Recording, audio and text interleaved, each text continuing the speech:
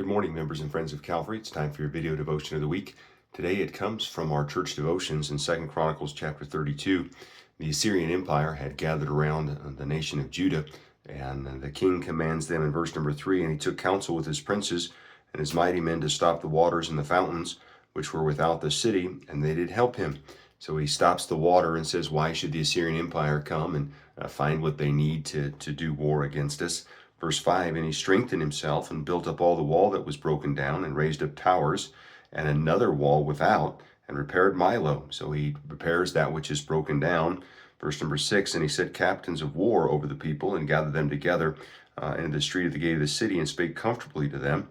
And he goes on to talk about they get darts and arrows, and they're doing everything they can so that they might be able to fight Sennacherib. Verse number 7, be strong and be not afraid nor dismayed for the king of Syria, nor all the multitude that is with him, for there is more with us than with him. With him is an arm of flesh, but with us is the Lord our God to help us and to fight our battles. And the people rested themselves upon the words of Hezekiah, king of Judah. So a summary is just simply this. When an enemy approaches and there's a major problem, Hezekiah did all that he knew to do. He did all that the wise men and the captains knew to do. They exhausted themselves in doing it. And then he said, and now we're going to rely on the Lord. And so it's just a balance in life. Remember, we don't just sit back and say, okay, God, you do it.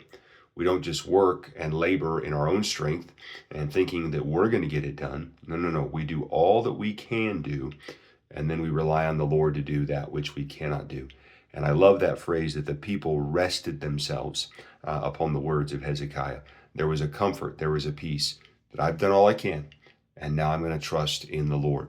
And he's a big God. We can do that.